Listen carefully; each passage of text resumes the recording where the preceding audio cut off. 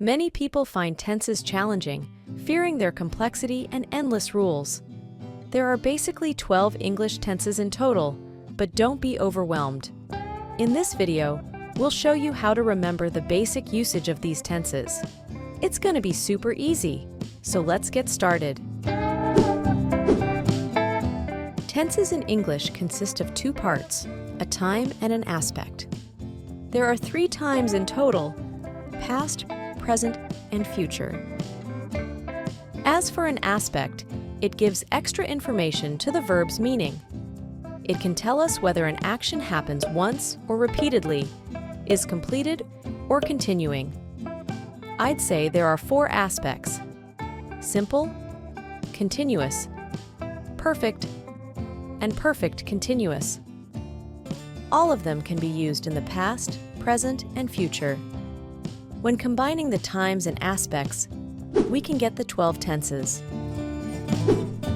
Now, let's take a look at the aspects one by one and examine their primary functions in the past, present, and future tenses.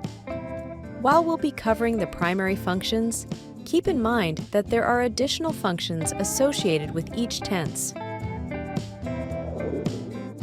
The simple aspect, whether in the past, present, or future, provides a straightforward account of an action. In other words, it simply focuses on the occurrence of an action. We use the past simple to describe an action that happened at a specific time in the past. For example, I cleaned the house yesterday. This sentence shows that the action of cleaning the house simply happened in the past. We use the present simple to describe an action that happens repeatedly or habitually in the present. For example, I clean the house every day. This sentence shows that the action of cleaning the house is a regular occurrence that happens every day. We use the future simple to describe an action that will happen at a specific time in the future.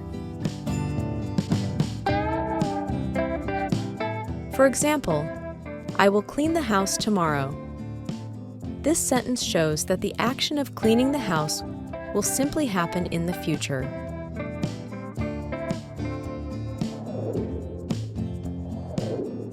The continuous aspect highlights that an action is ongoing at a specific time. We use the past continuous to describe an action that was happening around a specific time in the past.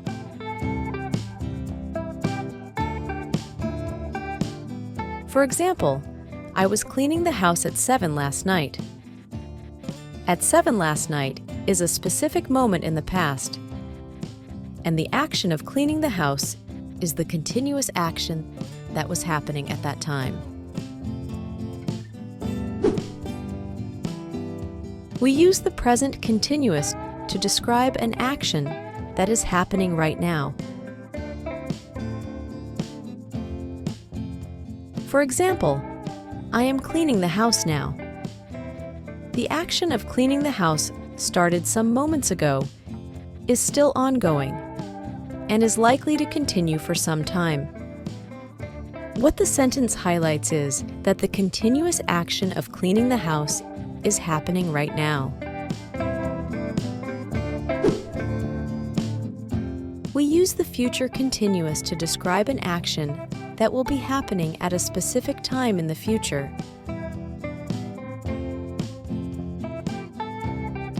For example, I will be cleaning the house at 9 tomorrow morning. At 9 tomorrow morning is a specific moment in the future, and the action of cleaning the house is the continuous action that will be happening at that time.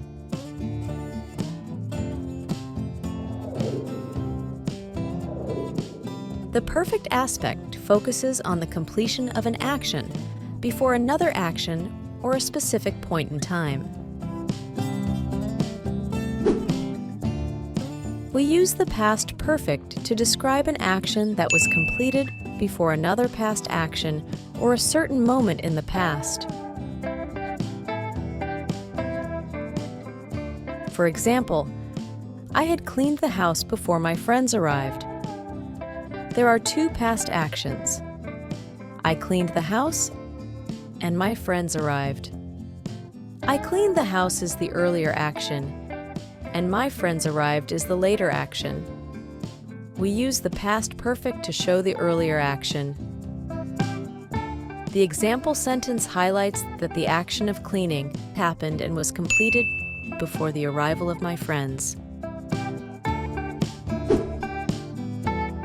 We use the present perfect to describe an action that was completed before the present moment and has an impact on the present. For example, I have cleaned the house. This sentence suggests that the action of cleaning the house was completed before now, and it has an effect on the present. That is, the house is clean now. We use the future perfect to describe an action that will be completed before another future action or a certain moment in the future. For example, I will have cleaned the house before my friends arrive. There are two future actions. I clean the house and my friends arrive. I clean the house is the earlier action, and my friends arrive is the later action. We use the future perfect to show the earlier action. The example sentence highlights that the action of cleaning the house will happen and will be completed before the arrival of my friends.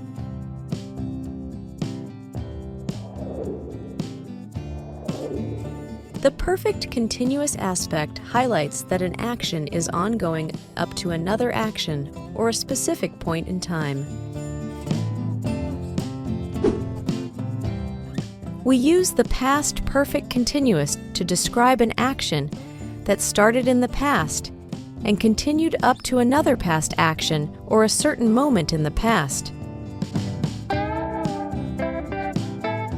For example, I had been cleaning the house when my friends arrived. Cleaning the house is a continuous action. It started in the past, continued for a period of time in the past, and stopped when my friends arrived.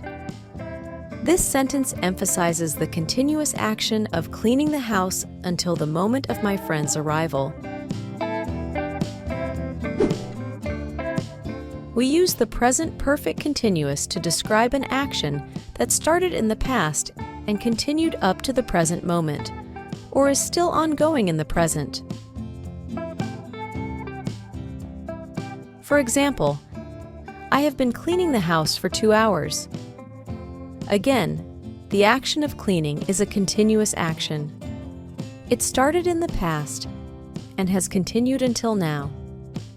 Unlike the past perfect continuous, which indicates the ending of an action, the action in the present perfect continuous may have just finished or may still be ongoing. Anyway, what the sentence emphasizes is the continuity of the action of cleaning the house until the present moment. We use the future perfect continuous when we look back to the past from a point in the future.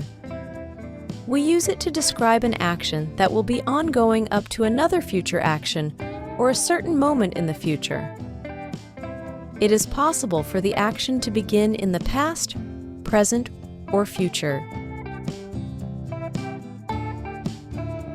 For example, by noon, I will have been cleaning the house for 4 hours. In this case, the action of cleaning started in the past. It is expected to continue until noon, which is the certain moment in the future. This sentence emphasizes how long the continuous action will have been happening until noon. Let's recap the main points of today's lesson. There are basically 12 tenses in total. Each tense is made up of two parts. The first part is time, which refers to the three time frames: past, present, and future. The other part is aspect, which describes how an action happens. The simple aspect focuses on the occurrence of an action. The continuous aspect focuses on the ongoing nature of an action. The perfect aspect focuses on the completion of an action.